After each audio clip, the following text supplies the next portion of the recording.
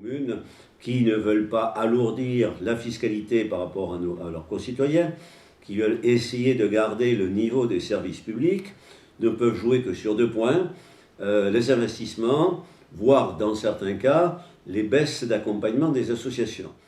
La salle des fêtes que vous avez derrière vous, la salle polyvalente, c'était gratuit pour les associations, donc chacun la prenait. Et puis on a des travaux à réaliser, on a toutes les huisseries à changer, le chauffage à changer. Donc on a décidé de faire participer les associations. C'est bien qu'à chaque fois qu'elles prennent la salle, elles payent 5 € par occupation. Ça se passe bien. Au début, il y a eu quelques petits couacs et puis voilà. La cantine, on n'avait pas augmenté le ticket de cantine depuis très très longtemps. Là, on a augmenté le ticket de cantine. Donc ce sont des petites choses, mais qui mises bout à bout peuvent avoir un impact. On sera peut-être amené, sous réserve, je ne sais pas encore, à revoir aussi nos impôts. On a réduit nos dépenses de personnel autant qu'on pouvait, on a économisé partout sur les dépenses. On a augmenté un petit peu la fiscalité, on a des constructions nouvelles, heureusement. Mais donc tout ça, ça nous a permis de faire l'aménagement du bourg qui nous a coûté plus d'1 million d'euros, mais bien sûr avec des emprunts. Emprunts qui représentent 350 000, c'est-à-dire que les emprunts ne constituent qu'un tiers de la dépense. Donc on ne s'est pas endetté énormément, sauf que ça pèse quand même énormément maintenant sur le budget. Et nos dépenses aujourd'hui, quelles qu'elles soient de ressources humaines, d'emprunts, de contributions, on ne peut plus les restreindre, c'est presque impossible.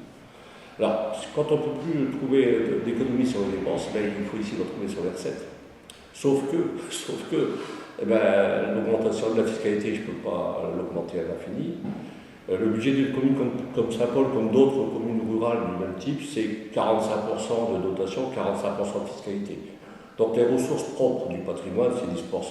Donc c'est la garderie, c'est la cantine. On ne voit pas comment on pourrait tirer des recettes de ces ressources-là. Ce qui fait que le budget de Saint-Paul, aujourd'hui, il est complètement figé, il est croissé. Donc si je m'en tenais à ces baisses de dotation, je n'investirais plus, je me contenterais de faire de l'état civil. Comme je ne suis pas quelqu'un de résigné, pour ce début de mandat, on a dû trouver des solutions par rapport à ce contexte et on a lancé un travail de rationalisation de notre patrimoine communal. Donc on a cédé une partie de biens que je qualifierais de non stratégiques pour pouvoir financer ici des opérations de voirie, ici des opérations d'extension de l'école ou autres.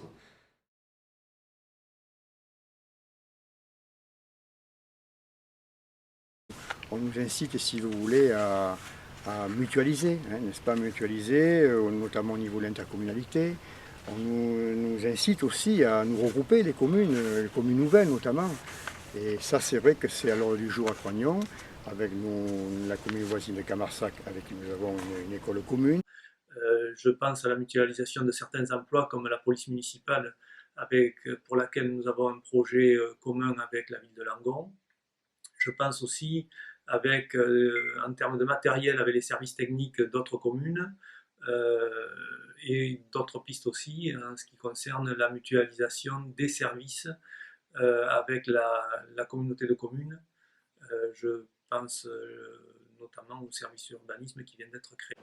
En toile de fond, ce qui est important, néanmoins, c'est de veiller à ce que l'effet de mutualisation tout à fait vertueux sur des fonctions de gestion et mécanique, ressources humaines, comptabilité, finances, services des marchés, soit vraiment au service des communes, mais que cette mutualisation ne s'exerce pas sur des prérogatives qui font la singularité de chaque commune, le projet culturel, le projet social, le projet sportif, bref, tout ce qui crée du lien, tout ce qui crée une référence de proximité pour les habitants et qui type la commune doit rester du ressort de chaque collectivité.